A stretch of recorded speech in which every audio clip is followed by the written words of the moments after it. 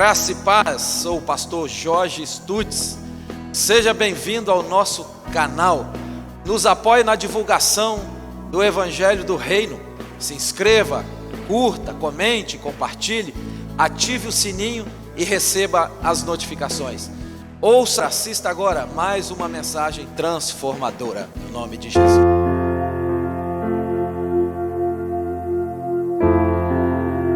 Vou ser bem sucinto na mensagem, livro de Jonas, capítulo 1, verso 1.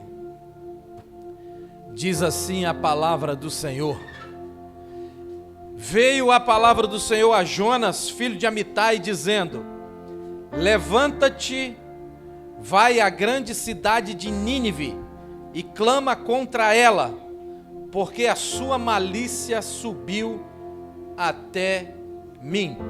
Verso 3.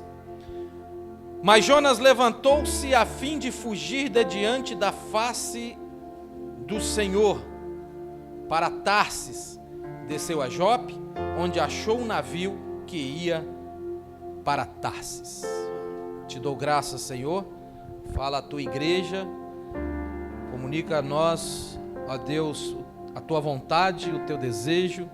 Queremos ouvir e ser ministrado pela tua palavra, no nome de Jesus. Amém.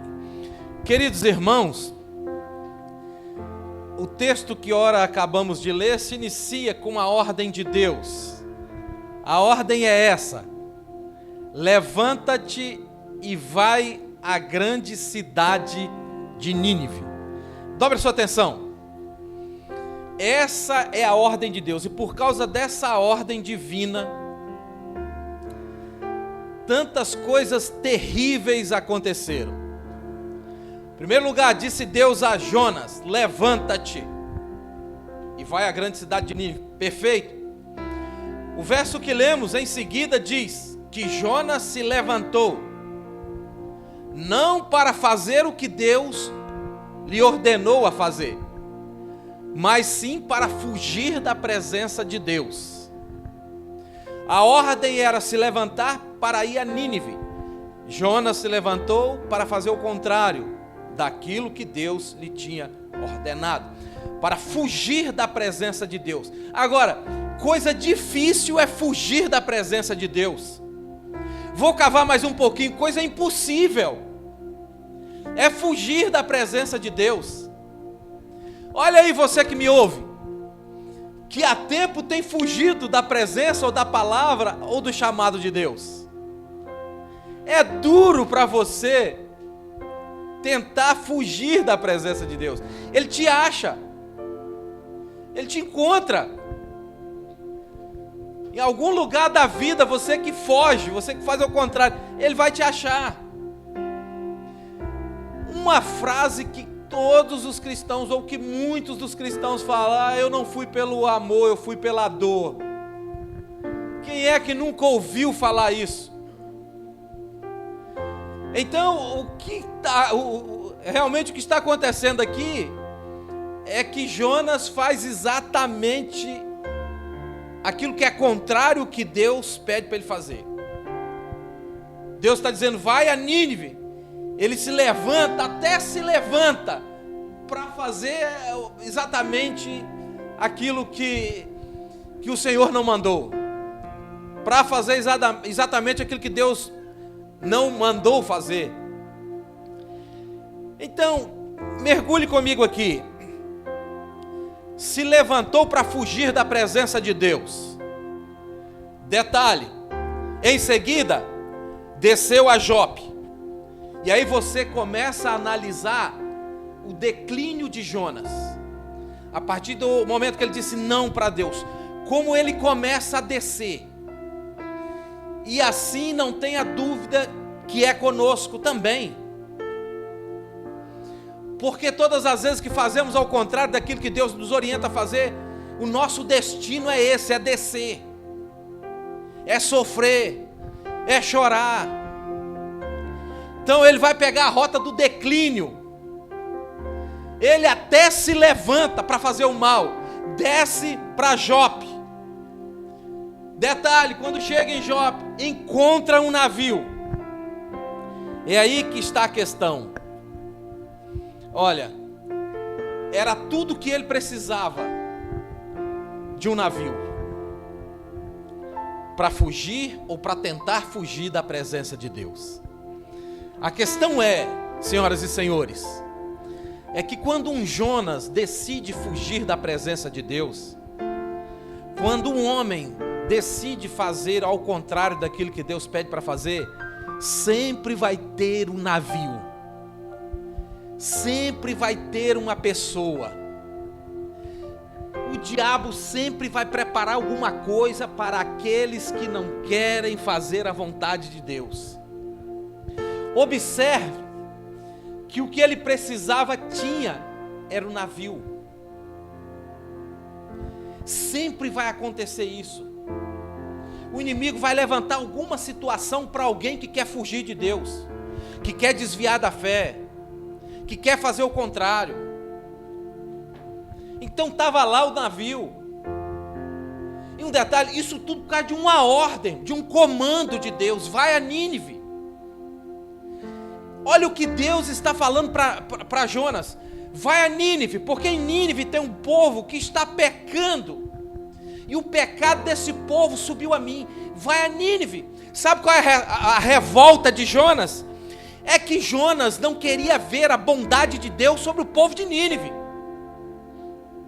Ou seja, é um tipo de crente ou de cristão que quer mais que o pecador se dane. É porque ele quer a graça só para ele quer a misericórdia só para ele. Porque Jonas tinha mágoa, tinha ressentimento com o povo de Nínive. Então a revolta dele é essa. Ele quer mais que o povo de Nínive se dane, que morra, que vá para o inferno. Porque Jonas está dizendo o seguinte: eu sei que se eu for para Nínive pregar, Deus vai fazer com que a misericórdia chegue àquele povo, mas ele quer vingança. Então ele vai fugir, ou ele tenta fugir da presença de Deus e vai para Jope e tem um navio. É o que ele precisava. Você tem que estar ligado a isso. Na trajetória da tua fé, nas guerras que você encontra, se você tentar fugir de Deus, vai ter alguma situação, circunstância, uma pessoa, alguma coisa que vai te botar para baixo mesmo. Porque para te levantar não são muitos. Para te colocar de pé, para te ajudar, abençoar a tua casa, a tua vida, a tua família, não são muitos. Agora, para te levar para longe da graça, sempre vai ter um navio. E o navio estava lá. E um detalhe, Jonas tinha dinheiro para comprar a passagem. Então Jonas está reclamando de quê? Tinha até dinheiro. Está melhor do que... Está melhor do que muitos aqui, aleluia. Até dinheiro ele tinha. E ele pega e compra a passagem. Nós estamos falando de alguém que serve a Deus. Entendeu? Nós estamos falando de alguém que serve a Deus. Até dinheiro ele tinha. Ele podia pegar esse dinheiro e fazer muitas outras coisas. Ele podia investir no ministério dele. Ele podia investir no reino de Deus, na obra de Deus. Ele podia investir numa família pobre. Mas ele usa o dinheiro para comprar a passagem, para fugir de diante de Deus. Detalhe, é a forma como Jonas usa o dinheiro. A maneira errada de usar o dinheiro. Pode ser o caso de alguém aqui. Pode ser a história de alguém em que trabalha, em que derrama o suor, em que soa mesmo de verdade, mas na hora de investir faz ao contrário com o dinheiro. Pois Jonas está pegando o dinheiro para comprar a passagem para fugir de Deus. O texto diz: pagou a sua passagem e embarcou nele. O texto bíblico está dizendo, verso 3: mas Jonas levantou-se a fim de fugir de diante da face do Senhor para Tarsis. Desceu a Jope, vai descendo. Esse é o rumo. Essa é a situação daqueles, aleluia, dobre a sua atenção, daqueles que são teimosos, daqueles que são de duro serviço. Você sabe que Deus te chama e tem tempo. Não é de hoje, não é de ontem, não é de anteontem. Deus te chama e tem tempo. Certo? Deus te deu um comando, uma ordem, um chamado e tem tempo. E aí, no verso 3, até se levanta para fazer o que é ruim.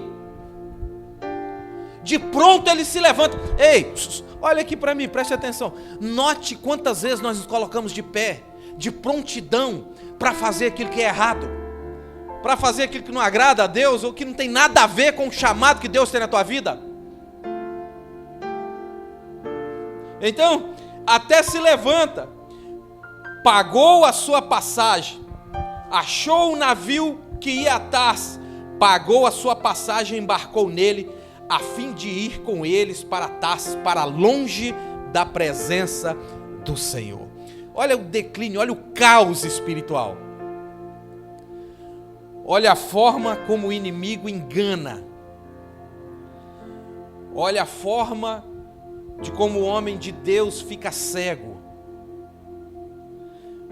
Perde apetite, perde a sua vontade para fazer aquilo que Deus o manda fazer.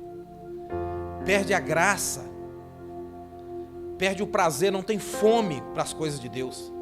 Deus não está na lista de prioridade. Você precisa analisar isso na tua vida. Nós falamos isso aqui insistentemente. Na lista de suas prioridades, Deus está onde? Você precisa analisar isso. Sabe por que você precisa analisar isso? Porque aqui não é a sua morada eterna. Aqui você está passando. Um dia você vai voltar para casa. Aqui não é sua casa. Você é um passageiro.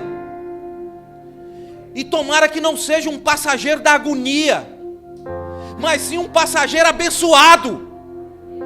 E a bênção de Deus começa a chegar na nossa vida quando Ele olha para a nossa lista de prioridade e Ele vê o nome dele lá no topo.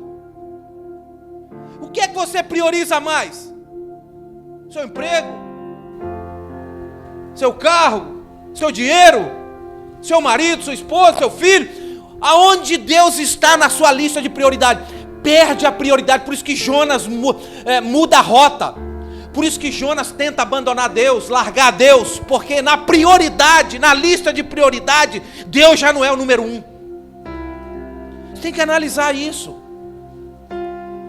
Você precisa rever seus conceitos e valores. Você precisa rever como é que está a sua fé cristã, o seu compromisso com Deus. Por que é que você precisa ver isso? Porque você está passando.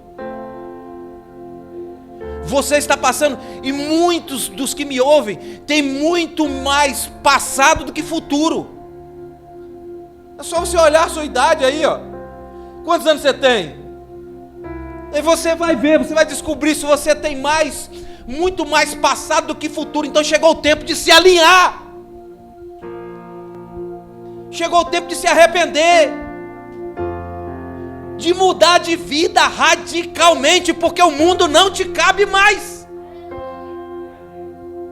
Pois Jonas se levanta para fazer o contrário. Está aqui escrito, verso 3, final do verso 3. Mas ele vai fugir para longe da presença do Senhor. E aí que está, irmãos, a fuga. Então, quando eu disse aqui que já tem tempo que Deus te chama e você foge. A fuga, isso é terrível. Ele entra no navio, olha o que está acontecendo aqui. Ele tem o navio, ele tem o dinheiro, ele paga a passagem e entra no navio.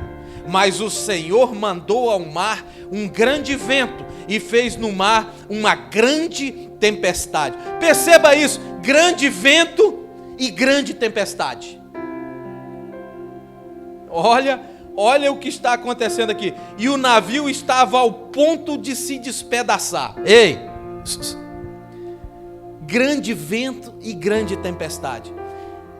É o que em muitas vezes você tem atraído para sua casa. Grandes ventos e grandes tempestades.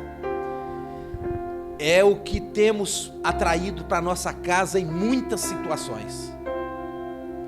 Grandes ventos e grandes tempestades, a ponto do navio se despedaçar, quase se despedaçar.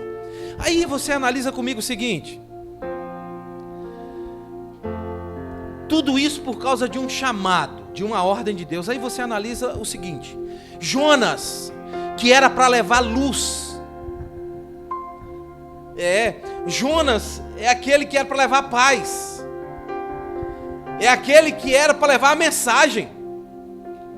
E agora o que ele está levando é vento e tempestade. Olha o fruto que Jonas está dando. Vento e tempestade. Por quê? Porque um abismo chama outro abismo. Deus te chamou para uma coisa determinada, para um tipo de missão. Deus não te chamou para atrair, para ser vento e tempestade, não.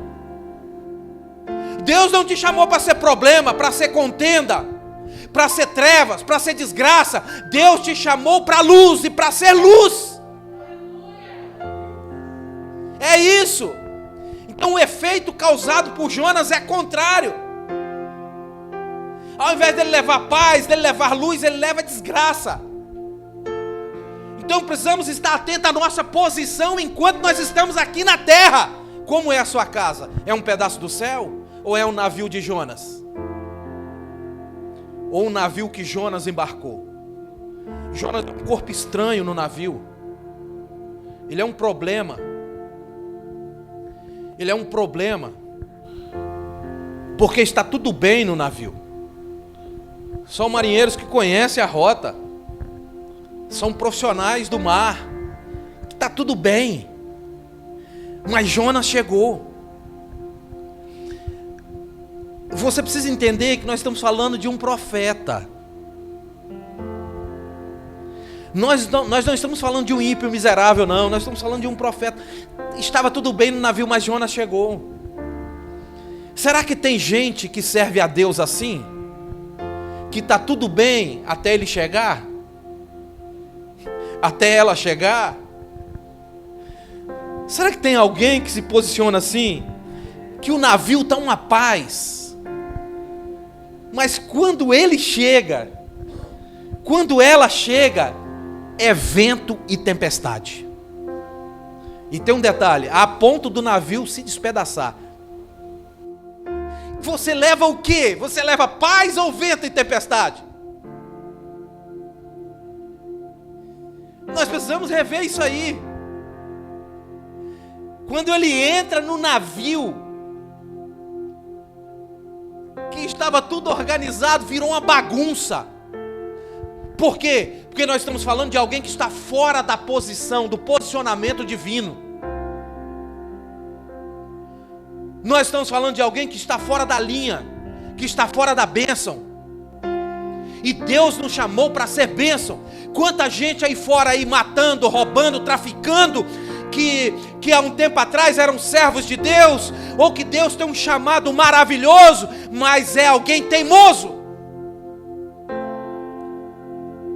que está fazendo o que é errado, mas era para fazer o que é certo. Foi só Jonas chegar no navio, que virou um caos, que virou um problema, que gerou prejuízo, porque o navio estava a ponto de se despedaçar. Eclesiastes 9:18 diz que um só pecador destrói muitos bens. Atente para essa palavra. Olha o que a Bíblia está dizendo. Um só pecador destrói muitos bens. Olha a profundidade dessa palavra. Pode ser que em um navio que representa uma família, uma casa, pode ser que tenha um. E que a oração para essa pessoa precisa ser intensa, porque esse um destrói muitos bens. Quantos testemunhos assim? Um só pecador destrói muitos bens. O navio que Jonas entra é um navio de ímpio. E o pecador que a Bíblia está dizendo em Eclesiastes, que a Bíblia está falando em Eclesiastes 9:18, é que Jonas é esse pecador. Ele entra num navio onde tem ímpio. E os marinheiros põem para fora a carga que tem preço, que tem valor. Mas com Jonas presente, é prejuízo na certa. E aí olhe para você e verifica se você não está sendo um Jonas para sua família, em que você tem causado muitos prejuízos, talvez não no físico, mas no espiritual. Observe se você não está agindo como um Jonas. Você que tem filho, você que tem criança, olha, o seu filho vai precisar demais de você para permanecer na bênção. Não podemos criar os nossos filhos longe do altar, porque se criarmos os nossos filhos longe do altar, a escola cria em outro lugar. Não a escola, os amigos da escola criam em outro lugar. Os amigos da rua criam em outro lugar. Os falsos amigos que encontram pela caminhada da vida criam em outro lugar. Então nós não podemos agir como Jonas, que um só pecador destrói muitos bens. Eles estão jogando a carga no mar para ver se alivia o peso, mas a carga não é o peso, desculpe a redundância, a carga é Jonas, porque alguém longe do chamado de Deus é um problema. Você já ouviu falar que quando alguém está em Cristo, ele é uma bênção, mas quando ele desvia, os diabos, capeta, se amontou naquela pessoa? Eles veem tantas quantidades que eles veem tão grande quantidade que eles se acotovelam dentro do corpo da pessoa, procurando espaço. É o endemoniado gadareno. Ele tem uma legião, é uma contagem militar romana, uma legião, 6.000 demônios dentro dele. E quando lhe perguntaram qual o seu nome, o Senhor Jesus pergunta qual o seu nome, é como se ele estivesse dizendo: eu não tenho como falar nome, eu passo o dia todo aqui de tanto demônio que tem dentro do rapaz. Então, para resumir, nós somos uma legião, ou seja, 6.000. Então a história de Jonas não está muito distante disso não, porque alguém que está longe do chamado de Deus é um problema. É um problema na empresa, na escola, na família, é um problema. Então o peso não era a carga, o peso era Jonas. Ele era o peso, certo? Então eles estão lançando a carga para aliviar o peso. Não vai aliviar enquanto Jonas não se converter, não tomar uma posição. Não vai resolver. Situações de pessoas que dão oportunidade a tudo quanto é tipo de coisa aí no mundo para ver se muda de vida, mas não consegue. Só tem um caminho, só tem uma porta, só tem um pastor, só tem uma cura verdadeira, só tem um jeito para mim e para você: a palavra. É a palavra. Tem jeito para você? Tem a palavra. E aí a gente vai rever novamente as prioridades. Se eu priorizo mais um jogo de futebol, uma novela, uma praia, um shopping, não que você não possa ir, claro que pode, mas você tem que separar por semana um momento que esse tempo seu é de Deus, é para Deus, e Ele vai falar contigo. Alguém falou para mim, dia de culto, lá em casa pode chegar Bolsonaro. Se ele quiser, ele vem para a igreja comigo.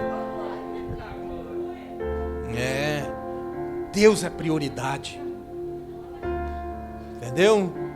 Para que as coisas aconteçam na tua vida, para que as coisas fluam na tua vida, para que tudo vá bem. Eu não consigo acreditar que Deus formou você para uma vida de derrota. E eu te digo mais, não adianta conquistar tanto aqui nessa terra se lá no final perdermos a salvação. Que proveito tem o homem ganhar o mundo inteiro e perder sua alma? Que proveito tem? Proveito nenhum. Por isso que Paulo disse, olha, a partir do momento que eu conheci a Cristo, tudo que eu conquistei, tudo que eu fiz, para mim, virou esterco. Porque eu conheci um bem maior. É isso. Essa palavra, esse Cristo maravilhoso, precisa entrar no nosso coração. Precisa entrar na nossa vida. Pois o vento e o mar está arrebentando o navio. Está a ponto de despedaçar o meio. Aí Jonas tem uma outra atitude assombrosa, esquisita, que é muito difícil entender. E a atitude que ele tem é essa. Os marinheiros com medo, então os marinheiros clamavam cada um seu Deus, Deus com letra minúscula, porque eles serviam deuses estranhos. Só tinha Jonas na casa que era servo do Deus Altíssimo. Era ele que tinha que entrar em ação. Na tua casa tem alguém que serve a Deus de verdade. Então é você. É você que tem que se levantar. Ó mulher, a Bíblia te chama de a mulher que santifica o homem. É você. Ó varão, a Bíblia te chama de sacerdote. Tem alguém na tua casa que serve a Deus de verdade? Ou que se não serve, está caminhando para isso. Tem temor, tem tremor. É você que Deus quer usar. É através de você que Deus quer falar. Então os marinheiros com medo, cada um clamava o seu Deus de letra minúscula. Olha o que está acontecendo no verso 5. Cada um clamava o seu Deus e lançaram ao mar a carga do navio para aliviarem o peso. Não, não vai aliviar peso. Não vai. O pecado que Jonas carregava era mais pesado do que qualquer tipo de carga. O pecado pesa. Tem um negócio que pode travar a sua vida, travar seus sonhos, travar a sua família, travar suas finanças. Isso se chama pecado. Olha, não precisamos ter medo de nada. De lutas, de gigantes que se levantam, de adversidades, de guerra. Deus prometeu vencer as suas guerras. Agora você precisa ter medo de uma coisa: do pecado. Você precisa ter medo dele, porque ele é destruidor. Ele é destruidor, o pecado é destruidor. É ele o causador de famílias destruídas, sabe, de homens de Deus e mulheres de Deus mergulhadas na vida do crime, do vício, das drogas. Pecado, ele é destruidor. Pois então, no verso 5, eles estão clamando cada um seu Deus, Deus pequenininho, que não resolve, que não faz nada, que não age. Eles estão cada um clamando o seu Deus e lançaram no mar a carga do navio para aliviarem o peso. Jonas, porém, isso é assombroso, Jonas, porém, descera ao porão, onde se deitou e dormia um sono profundo. Sabe, senhoras e senhores, como alguém pode dormir um sono profundo num cenário como esse? Olha a distância que Jonas está de Deus. Jonas não está nem aí, ele está no porão, dormindo sono profundo. Eu abro parênteses aqui para dizer o seguinte: pode ser que tenha situações na tua vida que está a um fio, e sabe o que você está fazendo? Dormindo. Ei, esse sono não é proveniente de Deus. Esse sono é do inimigo. Como pode um navio para ser despedaçado ao meio? Os marinheiros chorando, clamando, e Jonas descer ao porão e dorme o sono da indolência, o sono profundo. Coisas na nossa vida que está a um fio e você dormindo. Não desperta para essa situação, não desperta para o seu chamado, não desperta para a tua vida com Deus. Você está dormindo. Você não entende que nós estamos passando, os seus dias estão contados. Esse é o sono de Jonas. Ele Ele desce novamente e continua sua descida. E agora ele desce para o porão. Ele se posiciona como um rato, porque porão nós associamos a ratos. Certa feita, Deus mandou príncipes vigiar a terra, observar a terra. E quando os príncipes olharam para a terra e viram que tinha dificuldades, que tinha luta, que tinha guerra, eles disseram: não, nós não somos príncipes, nós somos gafanhotos. Uma mudança, uma visão que eles têm acerca deles mesmos. E quanta gente se posiciona, quanto crente se posiciona como o rato está no porão dormindo. E a vida sendo destruída, o navio que pode representar uma família sendo acabada, casamento, relação com filhos, e Deus chamando, Deus chamando e Deus chamando. Pois é, olha a situação desse homem, onde foi parar. Um detalhe. Eu encerro aqui. Detalhe. Sabe quem escreveu o livro de Jonas? Ele mesmo. Ele mesmo escreveu o livro de Jonas. Ele mesmo escreveu. E esse relato aqui de desce para Jope, de desce para o porão, e desce para o coração dos mares, e desce para o ventre do grande peixe. Sabe quem está escrevendo? Ele mesmo. Em outras palavras, ele dizendo para você e para mim: olha o que eu fiz. Olha o que eu fiz. É o que Jonas está dizendo. Pois Deus faz com que o próprio escreva.